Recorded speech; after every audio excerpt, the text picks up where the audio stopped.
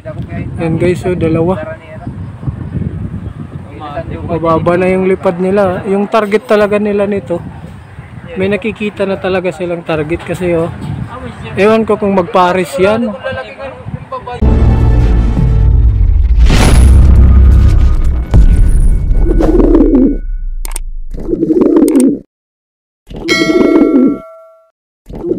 Yo! Maulan na umaga mga kanid at mga kalapatids. Shinobi Pigeon TV nagbabalik ulit. For today's video ay nandito ulit ako kay Edsel para makiabang sa final lap ng North Fun Race at 6th lap naman ng South Fun Race ng TRPU Club.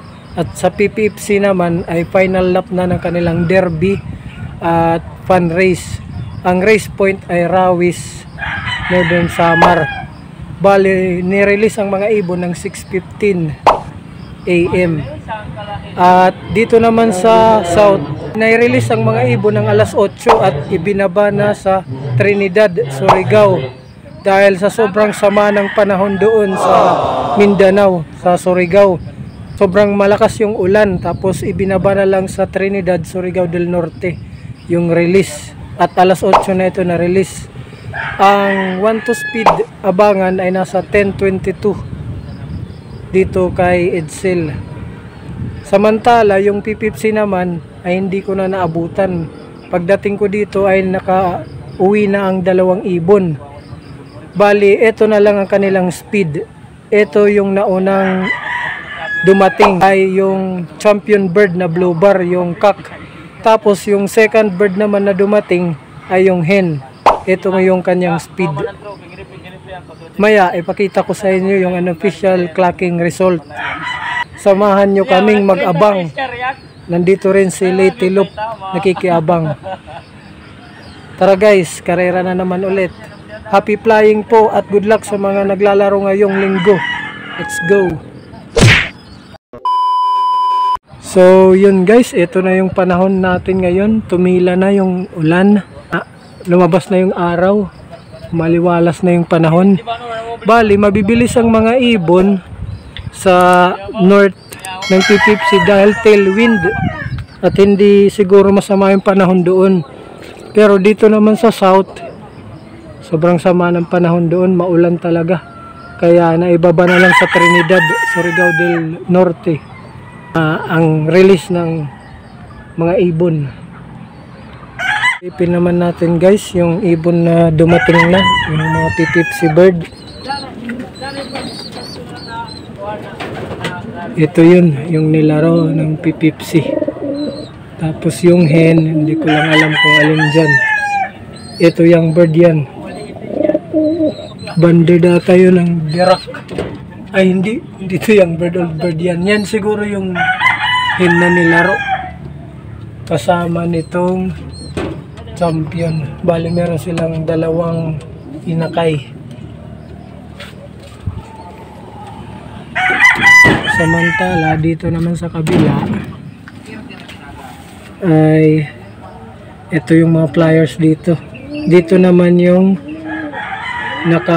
dito nag-stay yung sa TRPU na inaantay namin ngayon.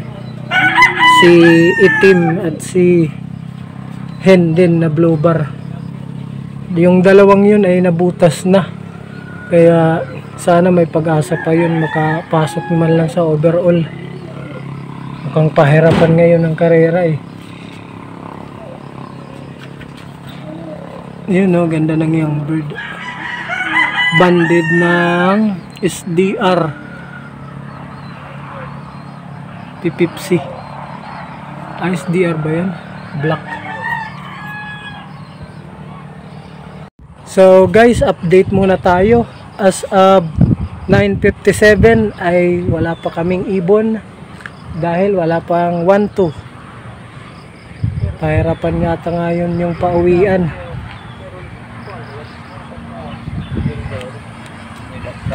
Kami na namang tatlo. Tim talo. Kita ba kita? Tim talo. Tim gulong.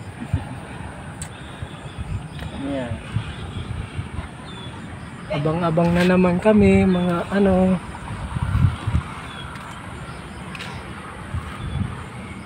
A few minutes later. Yan guys, oh. Tatakot yung mga young bird dahil nakita nila. Dito na yung dalawang yatot. Asan na yung isa? Yung malaki. Di nakita, malaki na yun kasi mababa na yung lipad eh. Yan, no? May dadagitin na yan, o nakadagit na. Diaper, kita ka. Diretso diaper.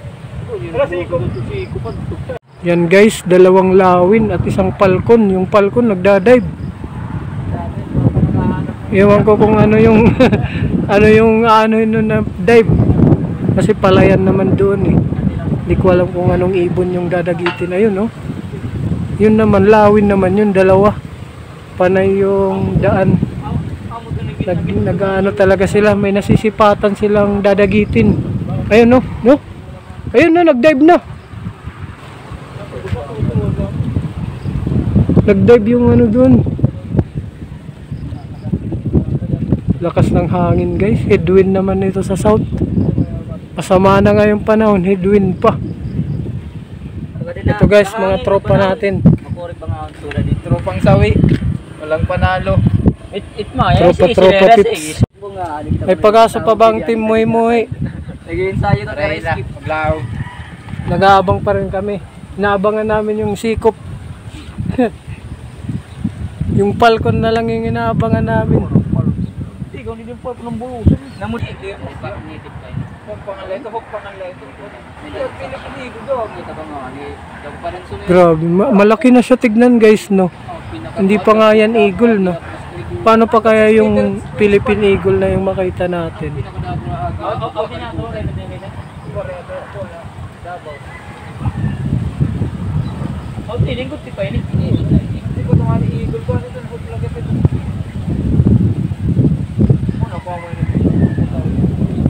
Yung mga YB guys, oh, takot na takot sa ano, nakikita nila yung lawin tsaka yung palkon.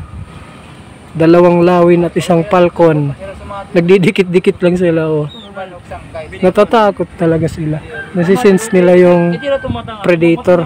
Many minutes later. So ayan po mga kalapatids, tignan na lang natin yung clocking result ng Pipipsi. King of the North Rawes reroute final lap. Si Say Army ang nag-top lap winner. Katbalogan. Tingnan natin yung Edsel. Ito yung rank ni Edsel pang 15. Yung first bird niya 1153 yung speed. Tapos ito naman yung second bird pang 37 na 1064 ang speed. So yan yung clocking result. Yan yung overall na result. Tournament 7 laps Honda XRM King of the North. Ayan yung top 1. First overall Say Army. Second Tanawan Yip Merilo. Third si Edsel. Bilyar Christopher. Fourth tsaka fifth Yip Merilo.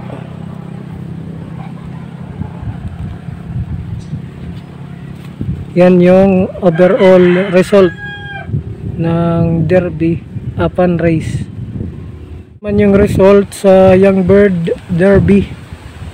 First overall si Boss Yip Merilo pa din. Roger Agulio. Third si Igloso Brent. Fourth Yip Merilo again. Fifth Ronald Moyon.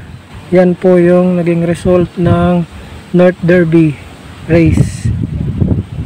So yun guys, nakauwi na ako dito sa bahay. Bali tanghali na, hindi ko na inantay yung datingan ng ibon ni Edsel. Kasi matagal-tagal pa yun yung cut off. At nagbalitaan ko kay Edsel na dumating ang kanyang ibon, yung hen, mga bandang 1:00 na ng hapon. Tsaka yung black naman, yung kak, mga alas 3 na ng hapon, bali cut off na yun. So yun guys, dito ko natatapusin ang aking vlog para sa araw na ito. Shout out kay Erica Sabala, salamat sa pag-comment. Shout out kay Mr. Sipag TV aka Lady Love. Shout out sa inyong lahat, sa mga solid supporters ko dyan. Sa mga hindi pa nakasubscribe, kalapatids, pasubscribe naman dyan sa baba at pindutin mo na rin ang notification bell. Click all. Malapit na tayo sa 1,000 subscribers guys. Happy flying. Bye.